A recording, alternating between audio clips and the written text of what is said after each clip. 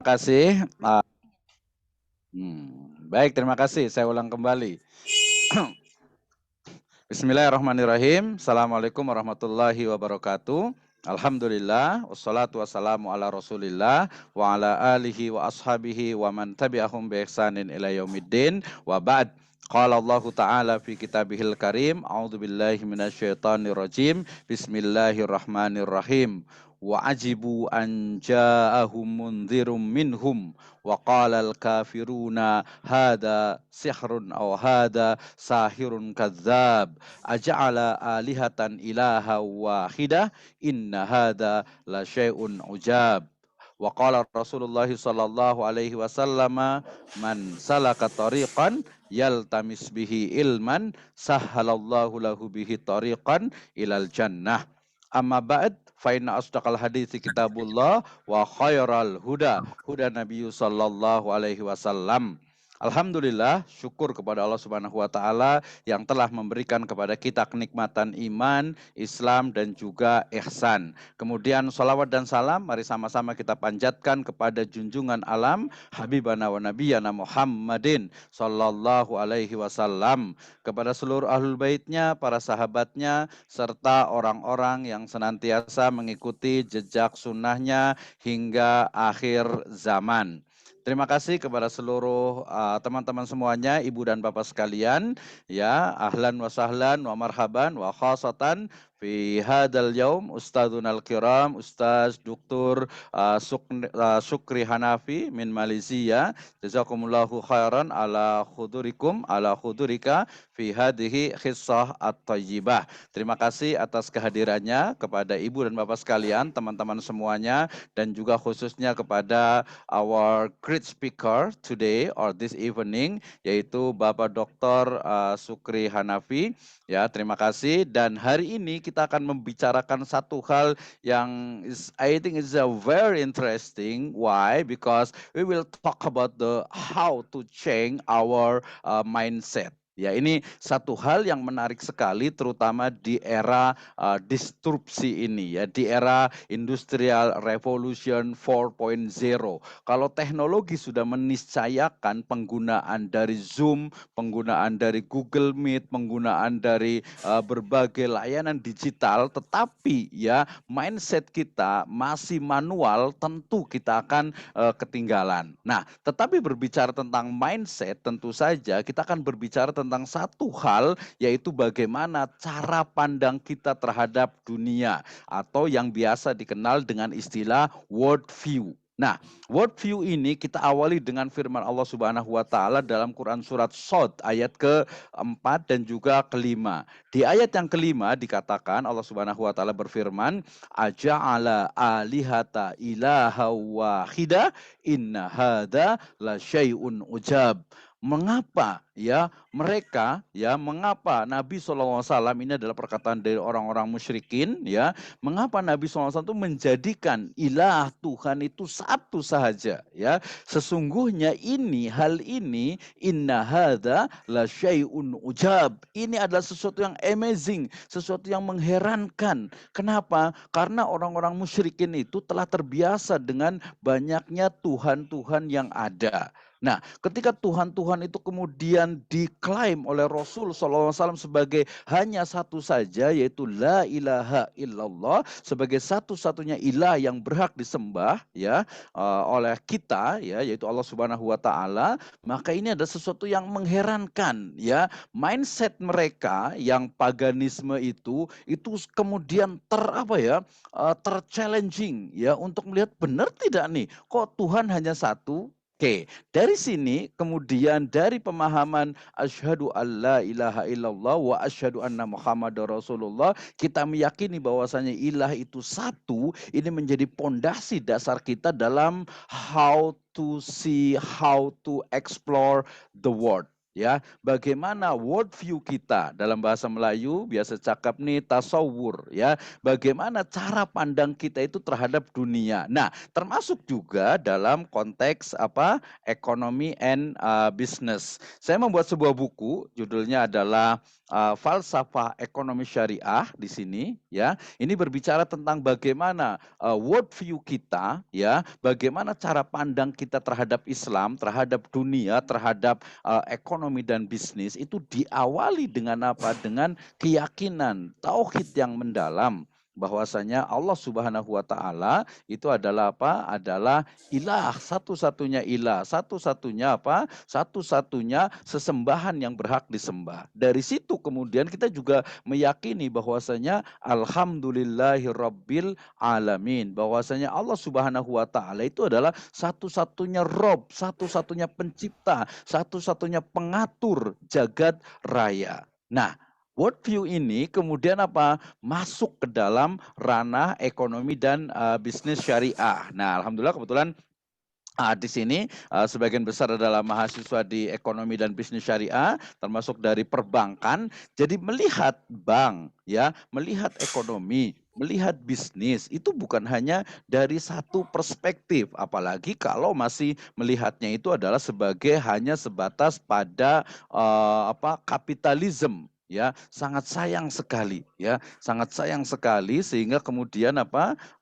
Kemudian di sini apa? Muncul bagaimana worldview kita, perspektif kita, sudut pandang kita haruslah didasarkan kepada apa? Kepada nilai-nilai Islam. Nah, Ibu dan Bapak sekalian, teman-teman semuanya, nah kita akan berbicara tentang bagaimana how to change our mindset, ya. Bagaimana kita itu merubah, ya, bagaimana kita itu memperbaiki, ya, mindset kita terkait dengan apa? Terkait dengan ekonomi dan bisnis tentu saja. Nah, ketika bicara tentang mindset, berarti bicara tentang diawali dengan apa?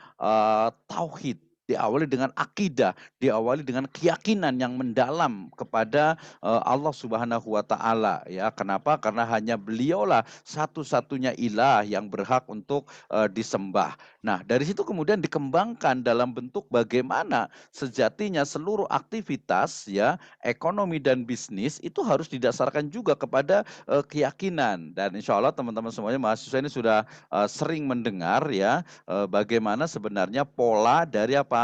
Pola dari tauhid ini mencerminkan, ya, menjadi satu basic teori dalam konteks ekonomi dan bisnis. Nah, dari sinilah kemudian kita bisa lebih detail lagi mengeksplor bagaimana sebenarnya kita itu merubah mindset kita, ya, dari mulai mindset dari sisi keyakinan, ya, termasuk juga dari sisi ibadah dan juga dari sisi muamalah, dan yang paling penting justru dalam konteks mahasiswa ini adalah apa? Adalah bagaimana agar mahasiswa itu bisa betul-betul memahami, ya, bahwasanya oke, zaman sekarang sudah berubah.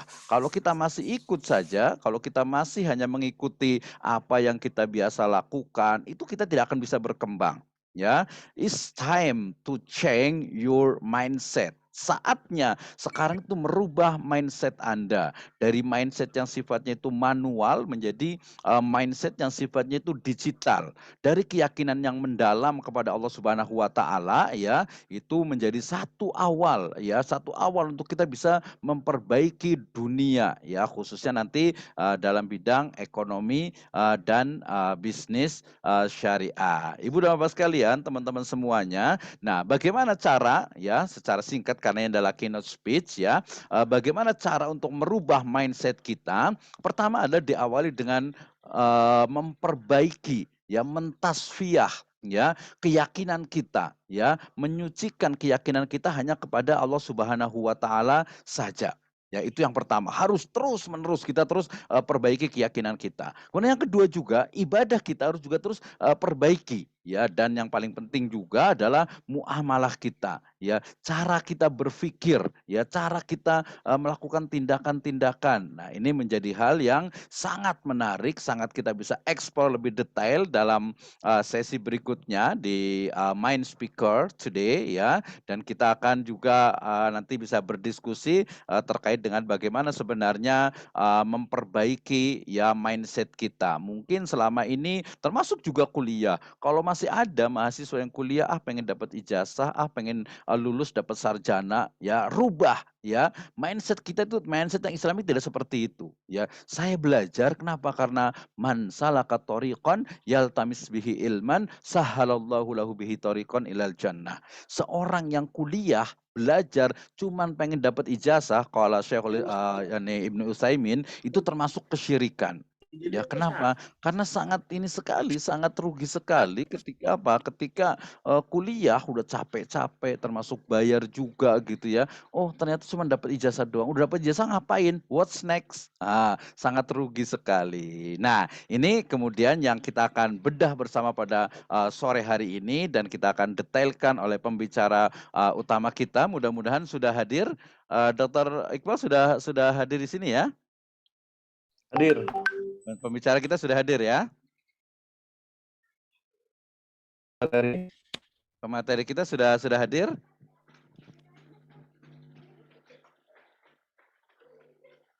Ya?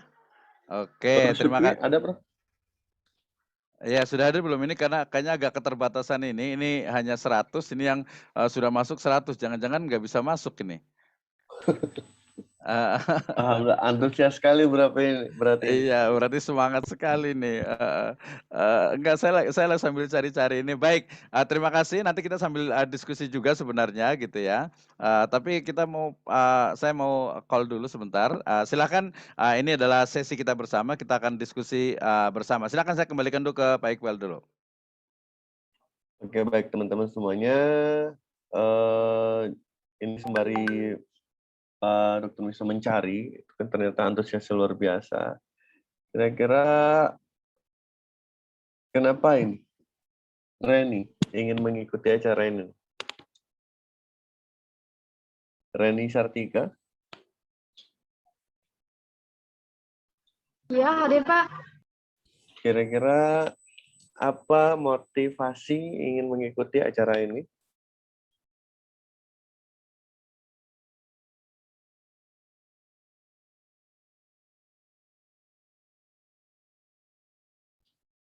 Halo, halo. Iya, halo Pak.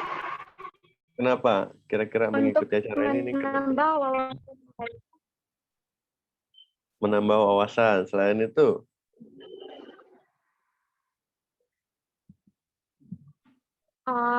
untuk meningkatkan mindset saya dalam berbisnis, Pak. oke, ini fokusnya adalah Islamic Worldview, bagaimana kita merubah mindset kita dalam kehidupan. Jadi dulu saya ketika mahasiswa, saya mengikuti hipnoterapi. 80 genap, ngurangan di bisa asuh sih gara-gara ente. Gimana? Materi doang. Oh, Baista ini. Wahyu, ya dimohonkan untuk di-off-kan. Tadi yang tidak selain pemateri dan mungkin nanti ada sesi tanya jawab, ini sedang ditelepon. Jadi kita penting ya adik-adik sekalian, Bapak Ibu sekalian, untuk merubah mindset kita. Ketika kita menjadi mahasiswa pasca sarjana S2 atau menjadi mahasiswa doktor, yang kata tesis disertasi itu sulit, ternyata itu adalah mudah. Kuncinya adalah konsistensi dalam menulis. Oke, baik, terima kasih. Ya, kalau sudah ada, silakan monggo, dan semua itu tergantung dalam pikiran kita, dan sesulit-sulit apapun kehidupan kita, fa innamal usri yusra. Seiring dengan kesulitan itu akan ada kemudahan di dalam kehidupan kita. Tentu tiap orang memiliki cobaan yang luar biasa, dan di balik cobaan itu tentu ada solusinya. Tetap semangat, masih semangat puasa. Ini buka, ini masih 1,5 jam lagi. Ya, Pak Bina dari UIN mana nih? Pak Bina Buwono? Dari UIN Lampung, Pak. Oke. Mahasiswa jenengan, Pak. Mahasiswa Magister. Siap. Sudah hadir belum? Tadi udah saya telepon. Kayaknya agak salah Oh, komunikasi. oke. Pak, aduh, nambah lagi nih. Belum, Pak ini ya, Pak Syukri. Iya. Kayaknya dia salah di ininya deh. Bentar, kita atur dulu. Sebentar ya. Sambilin dulu, sapa-sapa dulu yang lain, silahkan Pak ini. Mana dari mahasiswa S1 S2 INAIS? Nah, alhamdulillah tuh 99 ya. Jadi kalau Pak Rahman Ibrahim dulunya di mana Pak? Di UPI Pak? Di PDN? Di PDN, Pak. Oh, di PDN. Ya. Intel apa nih? Apa? Gimana? Intel atau apa nih kira-kira di PDN? Di PDN-nya saya dosen di Fakultas Pemberdayaan Masyarakat, Pak. Oh, di pemberdayaan masyarakat. Di bagian admin Dukcapil. Alhamdulillah. Oke, sudah bisa. Oke. Baik.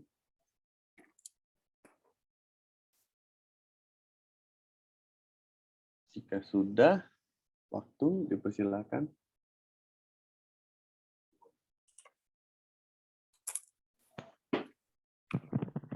Ya, apakah sudah masuk?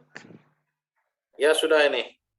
Ya, Masya Allah. Assalamualaikum warahmatullahi Jazakallahu khairan, Prof. Sorry lah, ini salah teknis sedikit. Terima Oh, kasih iya. sudah hadir. Ya. Mohon maaf ini ya salah. Alhamdulillah, dalam 30 sampai 40 menit ke hadapan, Ya. saya beri masa sepenuh-penuhnya kepada Dr. Muhammad Syukri Hanafi untuk how to change our mindset nih.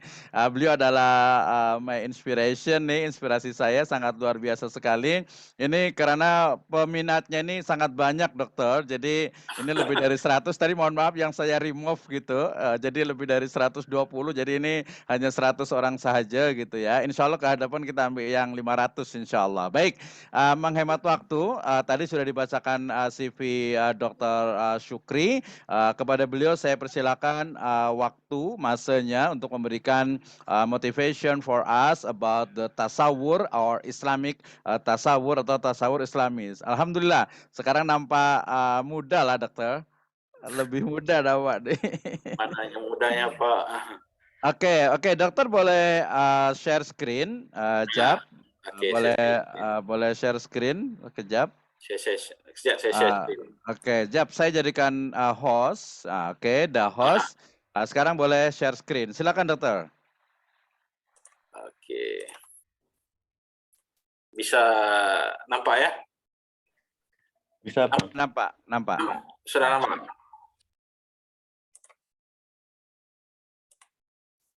Bisa dilihat ya? Bisa. Baik. Terus dimulai ya?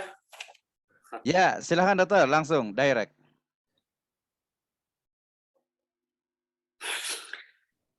A'udzubillahi minasyaitonirrajim. Bismillahirrahmanirrahim. Assalamualaikum warahmatullahi wabarakatuh. Waalaikumsalam warahmatullahi wabarakatuh. Alhamdulillahi rabbil alamin. Wassalatu wassalamu ala abil qasimil amin wa ala alihi wa sahbihi ajma'in. Wa qala rabbi shrah li sadri wa yassir li amri wa hlul 'uqdatam min lisani yafqahu qawli. Subhanaka la ilma lana illa ma 'allamtana innaka antal alimul hakim wa la haula wa la quwwata illa billahil aliyyil azim. Yang saya hormati, yang saya kasihi, terutamanya sahabat Bapak Profesor saya ini. Masya Allah. Bapak Direktur Institut Agama Islam Syahid Bogor. Terima kasih dokter. Tafadhal Prof. Sama Bapak Dr. Muhammad Iqbal ya. Oke. Dari Bapak Iqbal dari University Islam Negeri Raden, Intan ya. Iya. Prof. Lampung. Alhamdulillah ini. Saya belum sampai ke Lampung. Hampir. Nama institut ini dikenali tapi belum sampai ke sana. Ya, Belum semoga nak jumpa di Lampung dan Malaysia. Oh ya, insyaallah. Kita doakan. Baik. Seterusnya yang saya kasihi, yang saya hormati, semua yang menyertai acara kita pada petang ini, sama daripada bapak-bapak, doktor-doktor, bapak-doktor, profesor, semualah yang mungkin saya tak dapat nak sebut satu persatu. Moga kita semua dirahmati dan Allah pada petang ini. Acara yang ringkas, sekadar untuk kita berkenalan, untuk mempertautkan hubungan ukhuwah supaya lebih dekat antara kita daripada dua benua ini, dua negara ini, dan sama-sama kita dapat berkongsi idea. Sepatutnya Bapak Direktor ini sudah bercakap ya tadi keynote-nya? Belum?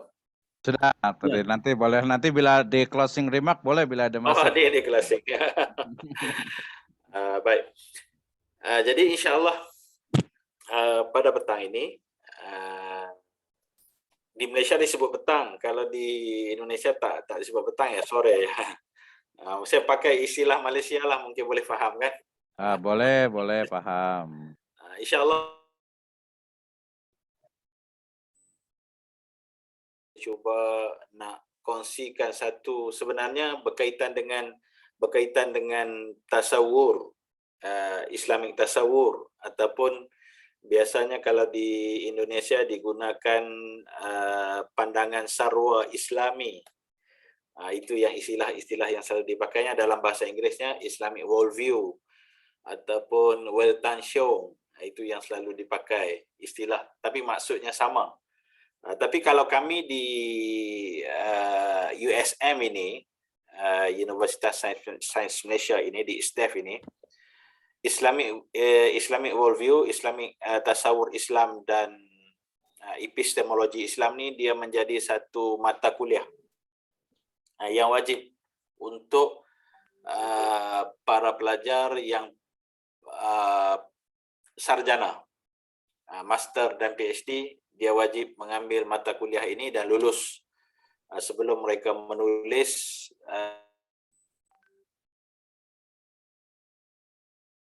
pembangunan berteraskan Islam, Islamic Development Management, Islamic Development Management Studies, berkaitan dengan bidang itu.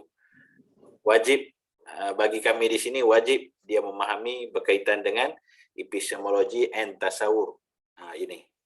Jadi inilah sebenarnya yang saya nak cuba kongsi pada petang ini dengan rakan-rakan di sana, berkaitan dengan tasawur Islam, bagaimana kita nak jadikan tasawur Islam ini menjadikan sebagai falsafah dalam kehidupan kita ini, sebagai acuan yang mencorakkan segala tindakan, segala perlakuan, segala-galanya lah berasaskan kepada tasawur Islam ini. Sebenarnya dalam kehidupan kita ini, kita sudah ada tasawur. Tasawur ini secara tak langsung sudah ada. Bila kita Quran dan hadis ini sebagai panduan dalam kehidupan seharian kita, bagaimana kita tak tinggal Al-Quran dan hadis ini, maknanya kita sudah, dalam diri kita sudah ada tasawur Islam itu. Salah satu daripada bagaimana cara Allah Subhanahu wa taala membentuk tasawur dalam diri kita ni, dalam diri hamba-Nya ini, adalah Allah Subhanahu wa taala, kalau kita lihat dari segi dikatakan tujuan kewujudan manusia sebagai hamba ini. Kan kalau kita lihat balik, kalau kita perhatikan balik, apakah tujuan Allah Subhanahu wa taala mewujudkan kita sebagai manusia, sebagai hamba ini? Pertamanya, saya yakin semua sahabat di sana dah faham berkaitan dengan perkara ini. Yang pertamanya, tujuan kewujudan kita ialah untuk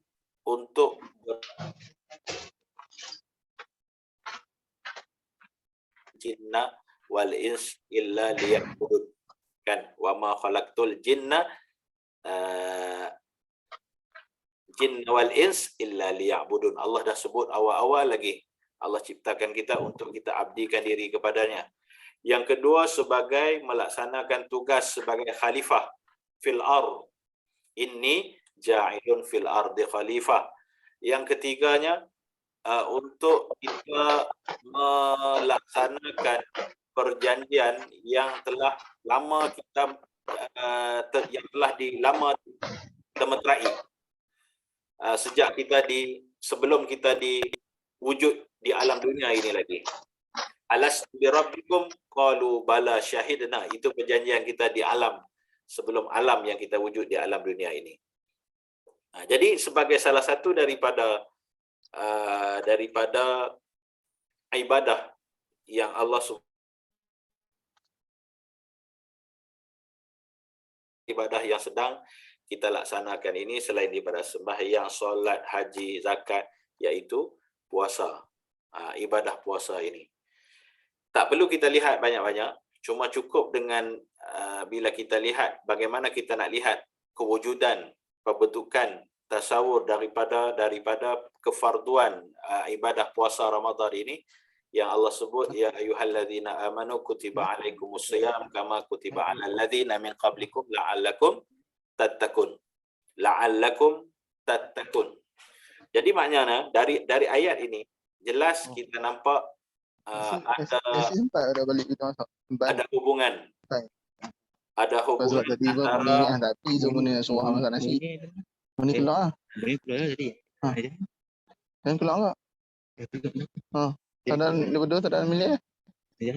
Halo Pak.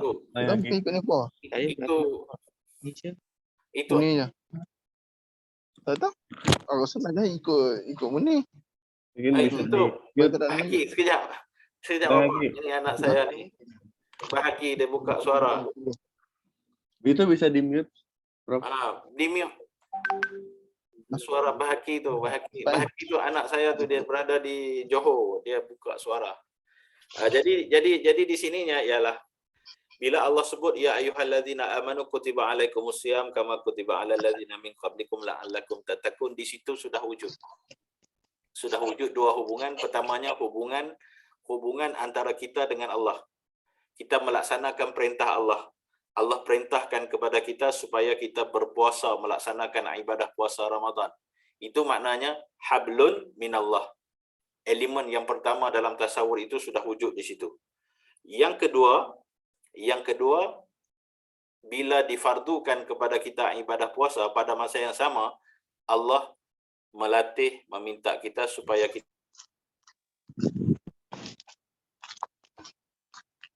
manusia ini Allah perintahkan supaya kita jaga, terutamanya bila berpuasa, kita menjaga tutur kata, menjaga lisan kita, pendengaran kita, mata kita, supaya nanti puasa kita itu tidak termasuk yang disebut sebagai laisa lahu min siyamihi illal ju'.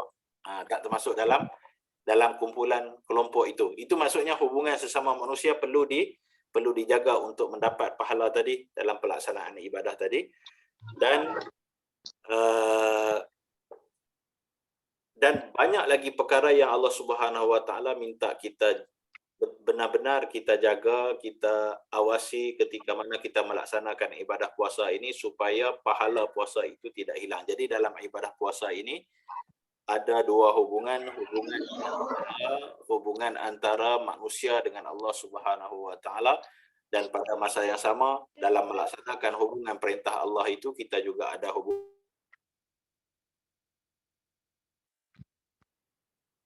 Bukan saya nak tekankan berkaitan Ramadan ini. Jadi di situ sudah wujud tasawur, yang dikatakan tasawur. Cuma barangkali ada dalam kalangan umat Islam, mungkin bagi yang ahli-ahli akademik mungkin sudah faham berkaitan dengan perkara ini. Bagi setengah daripada kalangan umat Islam, mereka tidak faham tentang kewujudan tasawur Islam ini secara formal dalam tubuh badan, dalam kehidupan mereka. Jadi bila disebut tasawur itu, secara mudahnya ada beberapa definisi yang dikemukakan oleh tokoh-tokoh hebat yang sempat saya rujuk. Kalau dari pada pandangan yang dikemukakan, definisi yang dikemukakan oleh Syed Qutb ini, Syed Qutb menyatakan yang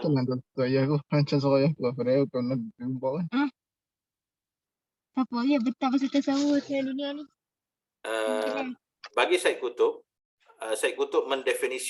mendefinisikan tasawur Islam itu yang kita nak bincang ini, dia adalah satu keyakinan asas tentang Islam yang terbentuk dalam fikiran kita, dalam hati kita, dalam hati setiap orang Islam. Itu kata Syed Qutb. Menurut Syed Qutb, tasawur itu adalah keyakinan asas, akidah lah yang secara mudahnya. Dan bagi Al-Maududi pula menyatakan yang tasawur Islam itu konsep cara hidup Islam yang dimulai dengan hubungan kita dengan Allah, yang mana kita menyatakan tentang keesaan Allah Subhanahu wa taala, yang kita bergantung dengan Allah Subhanahu wa taala. Semua ini memberi kesan kepada kehidupan kita. Yang ketiga, Faruqi. Pada pandangan Al-Faruqi menyatakan yang tasawur itu adalah pandangan hidup tentang kebenaran, tentang kenyataan, tentang dunia, ruang, masa,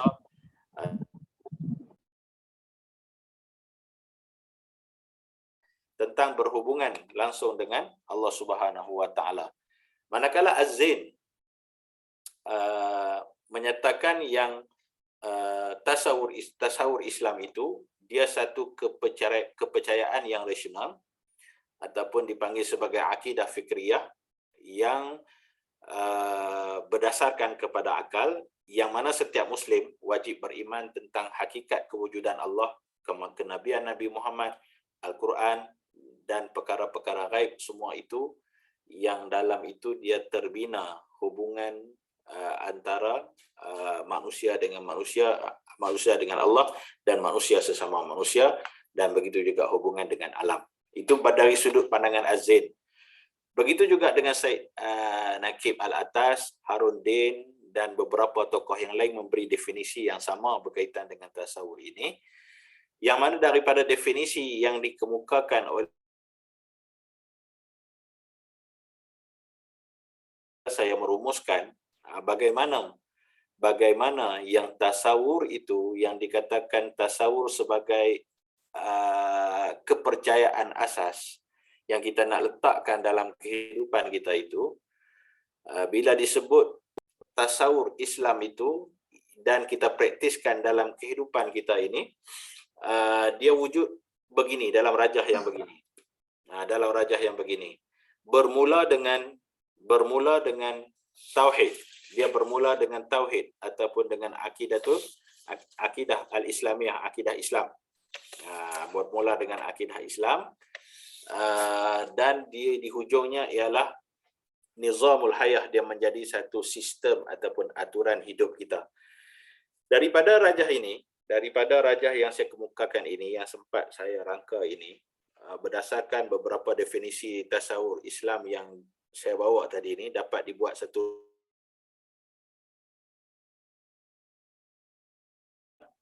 bila disebut tasawur Islam itu dia mesti bermula dari syahadah. Ada kesaksian akan keesaan Allah Subhanahu wa taala. Dalam kita melaksanakan, kalau nak balik kepada ibadah puasa yang terdekat dengan kita sekarang ini, bila sebut tauhid dalam ibadah puasa ini, kesaksian akan keesaan Allah Subhanahu wa taala melalui ibadah puasa ini, yang mana bila Allah sebut, bila Allah Subhanahu wa taala sebut baginda Nabi SAW dalam hadis kursi yang menyebut yang puasa itu wasaumuli wa ana ajzibih, kan puasa itu hanya yang mengetahui tentang puasa itu, ibadah puasa itu hanya kita dengan Allah, dan Allah sahaja yang memberi ganjaran pahala terhadap puasa itu. Maknanya nampak jelas hubungan antara manusia itu dengan Allah Subhanahu. tak boleh putus hubungan dengan Allah Subhanahu wa taala. Maknanya akidah tauhid ini dia sebagai paksi. Dia sebagai paksi, sebagai tunjang, sebagai asas dalam Islamic worldview itu. Dalam pandangan sarwa Islam itu. Pandangan sarwa ni banyak, semua agama dia ada pandangan sarwanya. Tapi bila yang pandangan sarwa yang tidak berteraskan kepada tauhid ini, dia bukan termasuk dalam Islamic worldview. Yang keduanya, bila sudah ada ketauhidan, keyakinan kita kepada Allah dan diletakkan sebagai asas, dia membawa kepada berasaskan kepada akidah tauhid tadi, dia akan terbentuk satu gugusan keyakinan. Gugusan keyakinan daripada tauhid itu dah terbentuk satu gugusan keyakinan yang asas, yang lebih kompleks dalam hati kita, dalam fikiran kita, dalam perasaan seseorang Muslim itu.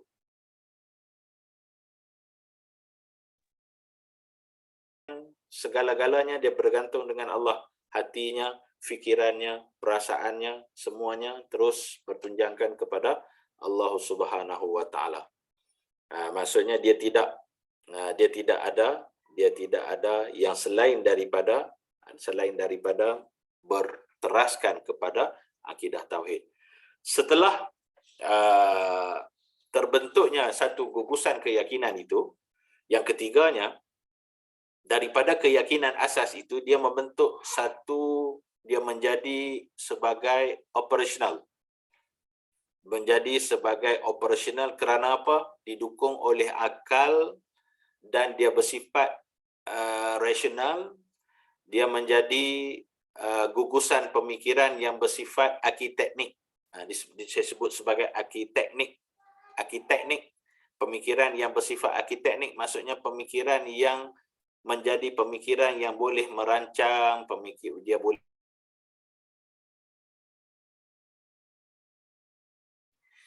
sebab walaupun dia perancang, dia pereka, dia pengawal selia, semuanya dia bergantung dengan Allah, dia mengharapkan bantuan dan pertolongan Allah untuk dia melaksanakan segala hal perihal kehidupannya. Kemudian yang keempat, bila keyakinan asas yang rasional tersebut, pemikiran yang arkiteknik tersebut, bila keyakinan asas yang rasional tersebut menjadi visi, dia menjadi visi ini maksudnya cara pandang kita lah, cara pandang seseorang Muslim itu menjadi visi, cara pandang seseorang Muslim itu realiti dan kebenaran. Kemudiannya serta dia menjelaskan mengenai eksistensi ini apa dia? Kewujudan yang nampak maupun yang tak nampak. Bila dia ada keyakinan yang begitu, dia beriman, dia ada keyakinan sama ada yang ghaib, sama ada yang jelas, yang musyahad.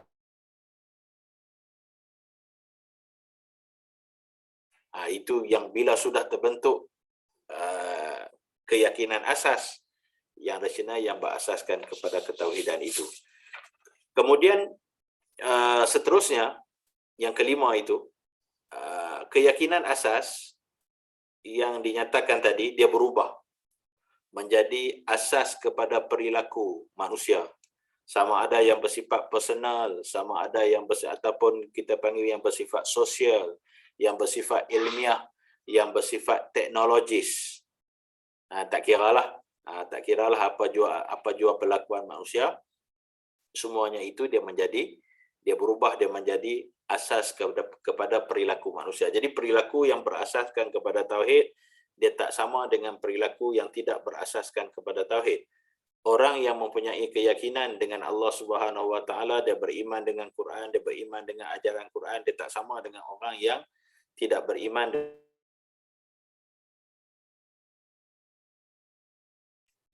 Walaupun mereka juga hidup, mereka juga bekerja, kita juga bekerja, mereka yang tidak beriman, yang tidak berpaksikan kepada tauhid juga bekerja, kita yang berpaksikan kepada tauhid, kita bekerja. Pada masa yang sama kita bertanggungjawab, kita menjaga amanah, kita tidak melakukan rasuah, kita tidak melakukan perkara-perkara yang Allah larang.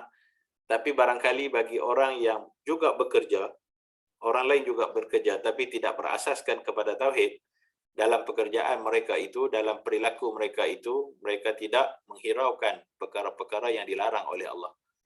Mereka tidak, mereka hanya mengabaikan, membiarkan perkara-perkara yang Allah larang, dan barangkali mereka melakukan perkara-perkara yang dilarang oleh Allah di dalam pekerjaan ataupun tindakan dalam kehidupan mereka. Yang akhirnya semua ini di puncaknya dia menjadi satu keyakinan yang dia membentuk satu nizam,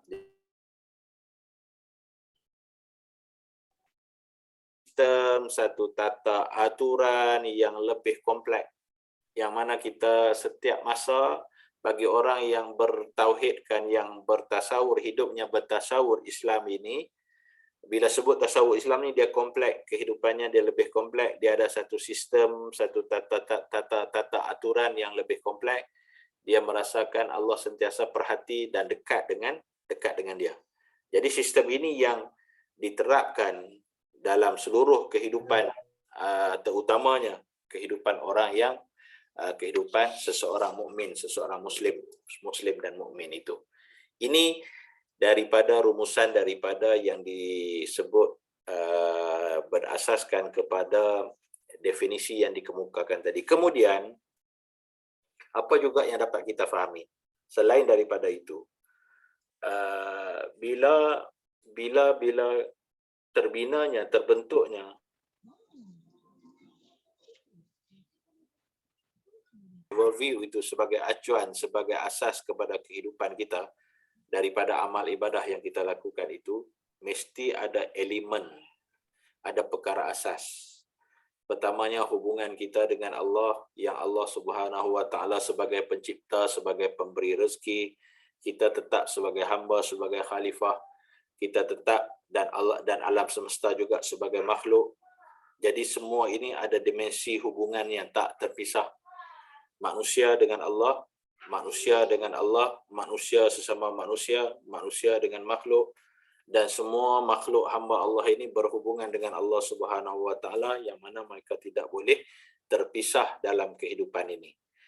Masalah yang berlaku dalam kehidupan pada hari ini bila kehidupannya terpisah. Bila kehidupan terpisah, dia tidak ada hubungan, kait sebagaimana yang disebut, yang saya nyatakan dalam rajah yang ketiga ini.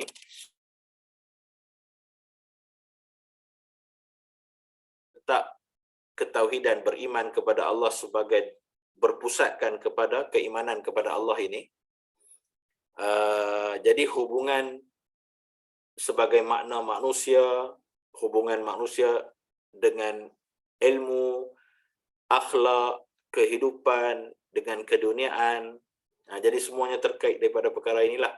Bila mereka tidak meletakkan, kalau tidak meletakkan Allah sebagai berpusatkan kepada Allah Subhanahu wa Ta'ala, jadi hubungan antara hubungan semua perkara ini barangkali kemungkinan akan tidak berhubungan dan terpisah antara satu sama lain. Jadi berdasarkan kepada rajah ini, apa yang dapat kita fahami ialah keimanan kepada Allah itu sentral ataupun tunjang dalam kehidupan yang intelektual, sosial, individu.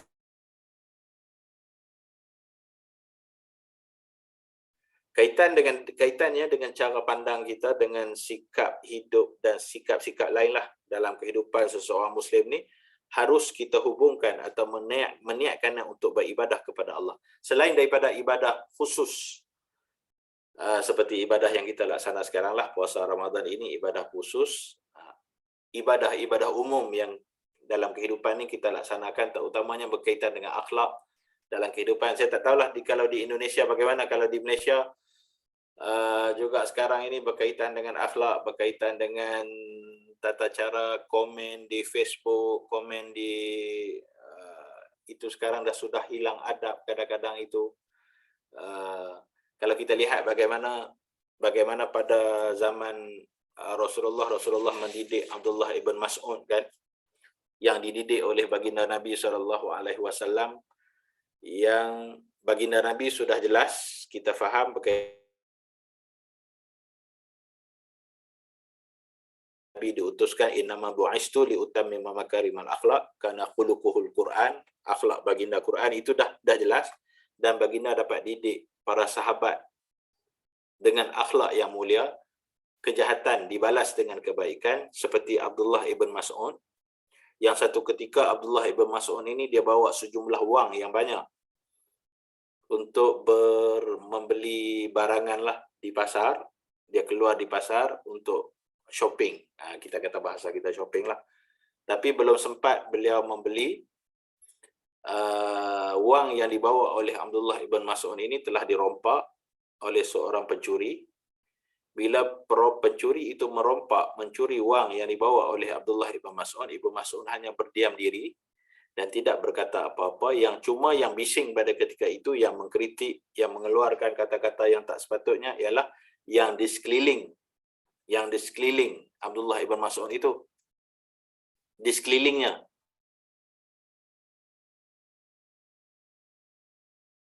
Banyak memberi komentar pada ketika itu ialah yang dikeliling Abdullah ibn Mas'ud itu. Macam-macam mereka lontarkan kepada pencuri tadi dengan kata-kata yang tak sopan. Kemudiannya Abdullah ibn Mas'ud menyatakan, bertanya kepada mereka, kenapa kamu semua bising dan mengeluarkan kata-kata yang sebegini, sedangkan yang pencuri itu curi adalah wang saya, bukan wang kamu. Boleh tak kamu semua diam sekejap dan hanya mengaminkan apa yang aku nak doakan kepada pencuri itu. Itu bagi akhlak orang yang bersentralkan bertunjangkan kepada keimanan kepada Allah dalam hidup dia. Dia berdoakan kepada Allah Subhanahu Wa Taala, dia tak putus hubungan dengan Allah Subhanahu Wa Taala tadi. Dia angkat tangan, dia nadah tangan, dia minta yang berada sekelilingnya mengaminkan, ya Allah, sekiranya, seandainya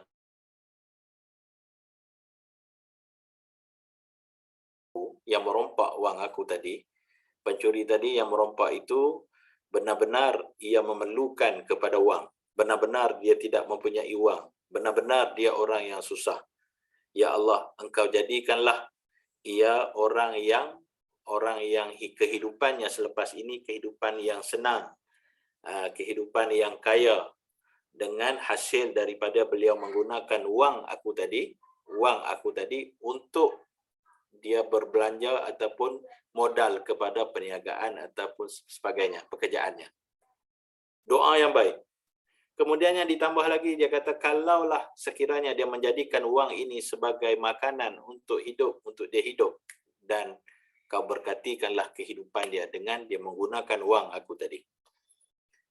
Seandainya pencuri tadi yang mencuri wang aku itu, dia memang hobinya mencuri, sikapnya suka mencuri, memang dipenuhi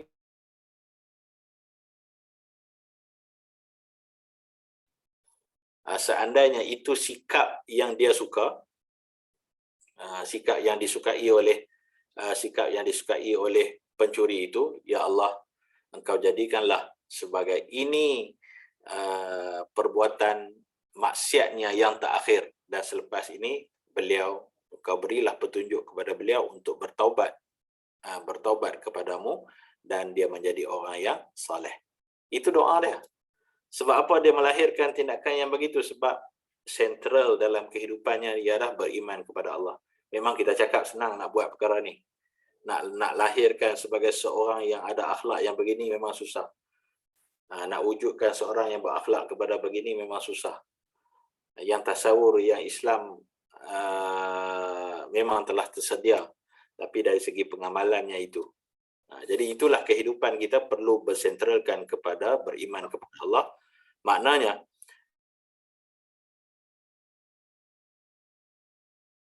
dalam kehidupan ini, makna manusia, makna ilmu, makna kehidupan, makna dunia, seseorang Muslim itu terkait antara satu sama lain. Dia faham makna dia sebagai manusia, dia faham sebagai akhlak, dia faham makna ilmu. Jadi makna akhlak itu, misalnya makna akhlak tadi ini berkait dengan jiwa manusia, jiwa manusia itu pula terkait dengan ilmu. Orang yang berakhlak mesti berilmu. Kalau dia tak ada ilmu, dia tidak akan terbina akhlak dalam kehidupannya. Itu sebagai contoh hubungan ataupun keterkaitan antara satu sama lain itu. Itu yang saya maksudkan sebagai dengan hubungan antara makna-makna dalam kehidupan itu yang berteraskan kepada, yang beracuankan kepada beriman kepada Allah Subhanahu wa taala. Jadi secara kepentingan tasawur, yang tadi ini kepentingan tasawur dalam aktiviti sistem kehidupan kita ini, apa yang pentingnya? Tasawur ini dia sebagai asas bagi setiap aspek kehidupan manusia, tindakan manusia, aktiviti manusia mesti dipengaruhi, dicorakkan oleh tasawur dia. Kalau kita lah yang melaksanakan ekonomi Islam dengan ekonomi lazim, ekonomi yang berteraskan Islam ataupun ekonomi Barat. Yang masalah yang berlaku sekarang ini sedikit idea. Apa yang kami kaji, kita melaksanakan sesuatu yang Islam, melaksanakan ekonomi Islam, tapi kita tidak beracuankan kepada tasawur yang Islam. Kita masih lagi berpegang dengan tasawur Barat. Kita menamakan apa yang kita laksana itu sebagai Islamic economy.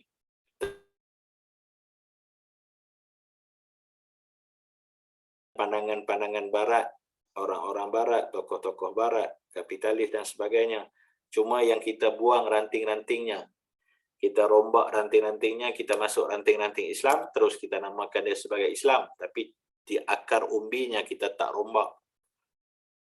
Sedangkan kalau kita nak rombak, nak jadikan dia sebagai Islam yang tulen, pelaksanaan Islam yang tulen, dia mesti perlu dirombak daripada akar-akar umbinya. Dirombak daripada akarnya, segala rantingnya yang lainnya semua akan terombak. Ini yang dikemukakan oleh Aparslan, dia ada kemukakan pandangannya di dalam jurnalnya, ethical jurnalnya, dia ada menyatakan satu pandangan yang berkaitan dengan disebut the foundation of all human conduct, including scientific and technological activities. Semua dia beracuankan kepada tasawur ini. Bagi kita yang Islam ini mesti beracuankan kepada tasawur Islam yang berasas bagaimana yang tasawur itu yang kita katakan dia sebagai membentuk pembangunan insaniah al-muwazzifin, sebagai contohnya sebagai seorang pekerja.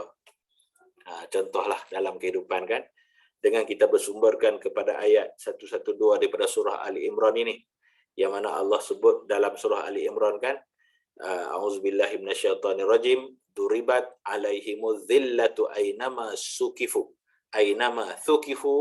illa bihablim minallah wa hablim minan nas. Allah dah peringatkan kepada kita, Allah dah memberi peringatan, Allah dah jelaskan kepada kita. Kehidupan manusia ini, kehidupan kita ini sebagai manusia ini memang dipenuhi, diliputi dengan kehinaan. Di mana-mana diliputi dengan kehinaan. Kecuali illa, Allah sebut illa bihablim minallah wa hablim minan nas,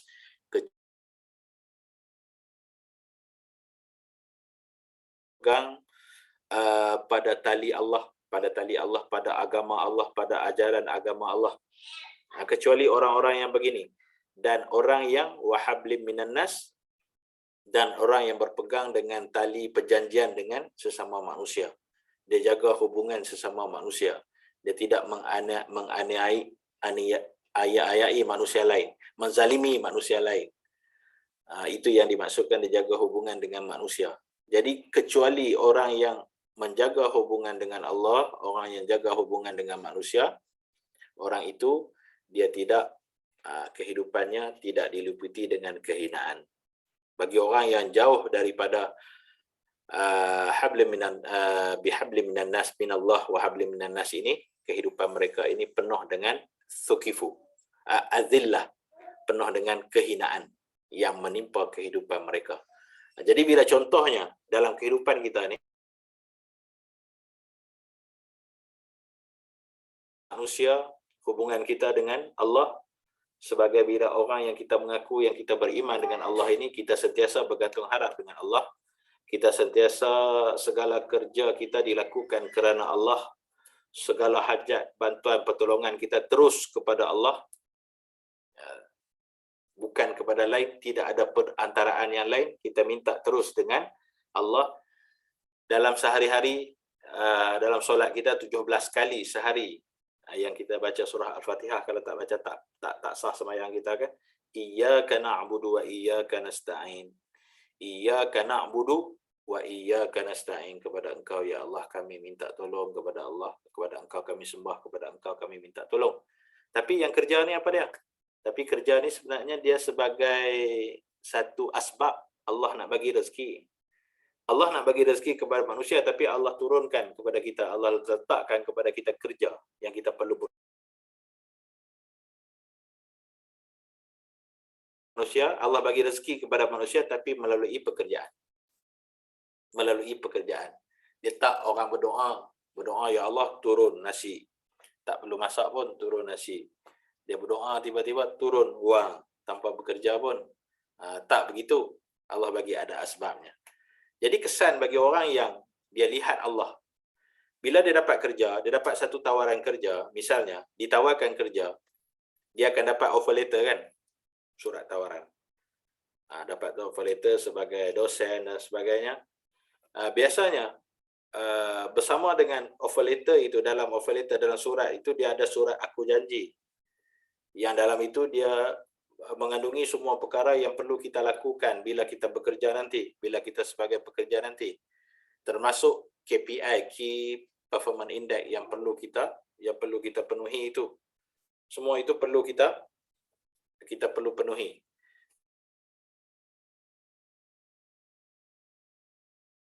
Allah tadi yang melihat Allah tadi, mereka tidak merasakan yang aku janji yang mereka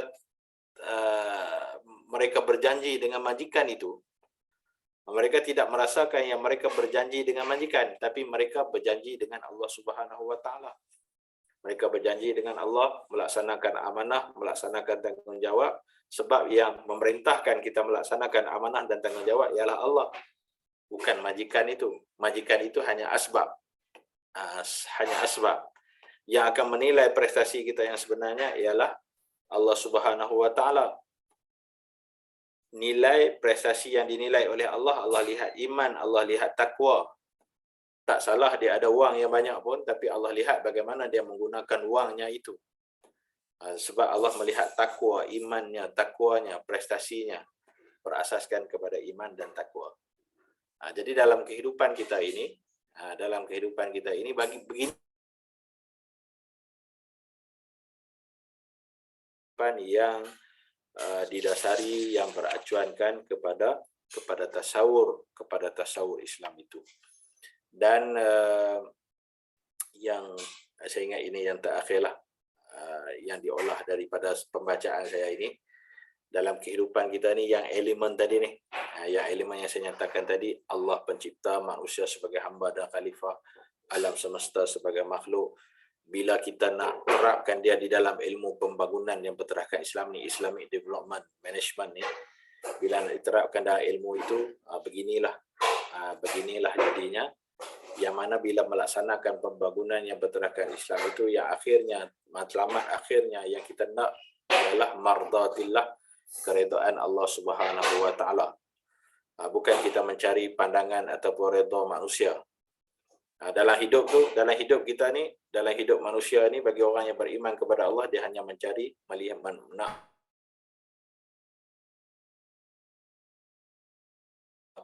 dia bukan nak apa yang dikerjakannya itu, bukan dia nak mendapat pandangan daripada manusia. Saya rasa cukup untuk sekadar ini. Perkongsian saya rasa dah mencukupilah 30 minit, 40 minit, dan mungkin nanti selepas ini akan diulas oleh Pak Direktor ataupun Bapa Muhammad Iqbal, rakan-rakan saya daripada seberang. Ada sedikit, ada juga, saya yakin ada perkongsian yang mereka akan kongsi bersama dengan kita pada petang ini. Segala yang baik itu datang daripada Allah Subhanahu wa taala. kalau ada salah silap, ada idea-idea yang dilontarkan itu idea yang salah, idea yang tersilap, itu daripada kelemahan dan kekurangan ilmu saya sendiri, itu saya mohon ampun dan maaf banyak-banyak. Moga-moga kita dapat mengambil intifadah manfaat daripada perkongsian. Baik, terima kasih banyak Pak Prof. Sukri. Wallahu a'lam. Kami jadi teringat teman-teman di Gontor nih jika ketemu Prof. Sukri. Banyak sekali yang ke Malaysia. USM, IAUM. Dan ketika kita berbicara tentang Islamic Worldview, ada Prof. Hamid Fahmi Zarkashi. Iya, Hamid Fahmi Zarkashi, betul. Betul. Itu orangnya. Itu orang yang pakarnya, Hamid Fahmi Zarkashi. Kalau di Indonesia di Indonesia pun ada ramai. Ya. Di Indonesia ramai. Ini ada juga Amin Abdullah yang integrasi interkoneksi ilmu. Ya. Banyak sekali. Saya semoga ada kesempatan adik-adik sekalian mahasiswa S2 kita bisa research collaboration dengan USM, silaturahim, dan hasil dari karya itu bisa bermanfaat untuk masyarakat luas. Dan kita sebagai manusia, saya mengintisari dari Prof. Sukri, manusia merupakan khalifatul fil ard. Kita diturunkan di muka bumi ini adalah pemimpin bagi diri kita sendiri. Dan kita harus melakukan kegiatan-kegiatan yang bermanfaat untuk muka bumi ini. Dan menghancurkan kami saat ini masuk ke dalam rumah moderasi beragama. Sekarang sedang pelatihan training of trainer di Pusdiklat Kemenak. Nah, ini mungkin untuk Prof. Misno, apakah sudah selesai ataukah akan ada tanya jawab? Kita coba satu pertanyaan dulu, mungkin ada yang ingin bertanya sebelum penutupan. Apa mungkin Prof. Misno sedang ada kegiatan ya? Mungkin Bapak Iqbal boleh bercakap-cakap dulu. Oh boleh. Siap. Kongsi apa yang Bapak boleh kongsi sedikit. Bapak bidangnya apa ya? Kalau kita bidangnya ekonomi syariah, sama seperti Pak Wisnu. Cuman kalau di Islamic Studies memang dulu di pesantren, apalagi Islamic Management itu holistik, bisa. Pak Wisnu tak ada ya? Oke, sementara Pak Wisnu ada, kita konklusi dari keseluruhan. Karena ini mau buka puasa ini. Di sana jam berapa? Di sini masih lagi 1 jam lagi. Oh, 1 jam lagi. Di sana? 45 menit lagi. Kalau di Jakarta. Kalau di tempat lain tuh bisa tinggal 15 menit lagi. Kalau Lampung ini dalam Jakarta ya? Di Jawa, Pulau Jawa. Pulau Jawa, waktu Indonesia Barat. Oh, Lampung di Jawa ya? Lampung di Sumatera. Sumatera. Sekarang kami lagi pelatihan di Jakarta, Prof. Tapi aslinya dari Lampung. Iya. Semoga bisa selanjutnya, mungkin nanti kita bisa by email atau by WhatsApp. Iya. Ini nanti boleh dapatkan nombor saya daripada Bapak Misno. Sebab kami di sini juga dalam Islamic Development Management Studies ini juga banyak menumpu kepada ekonomi syariah. Siap. Perbankan apa semua itu. Yang baru-baru ini kami ada laksanakan MOU dengan UTM Madura. Oh, Madura. Ini mungkin nanti kita sekalian minta surat MOU-nya, Prof. Ya, boleh. Kalau ada banyak mahasiswa kami bisa boleh minta daripada Madura bagaimana contoh dipanggil apa proposal yang dibuat itu. Oke. Sebab dia nak nampak apa kegiatan yang kita akan buat hubungan kepada itu. Macam dengan Madura ni salah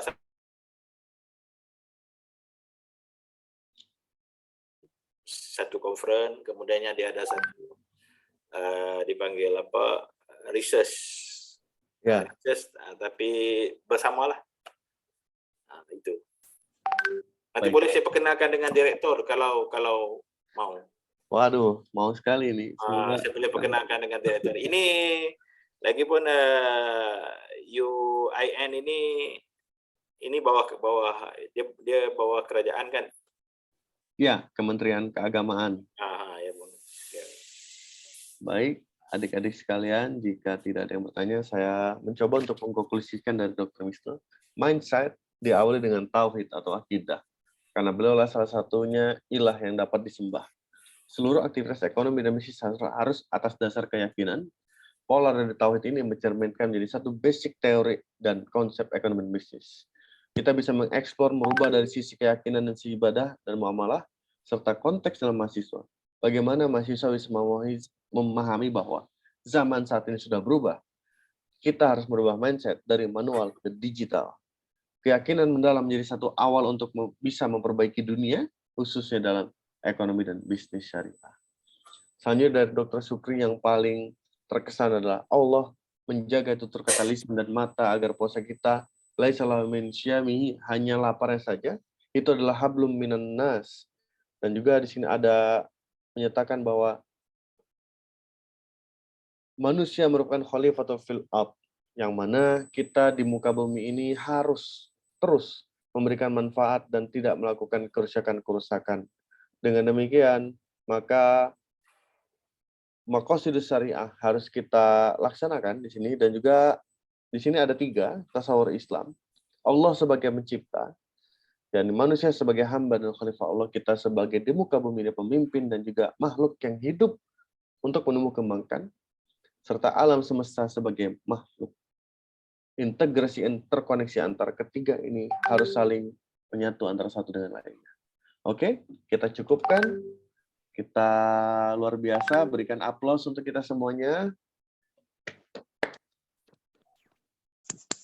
Dan kami mewakili panitia tentu masih banyak kekurangan dan tidak menyangka ternyata ada 100 peserta yang luar biasa.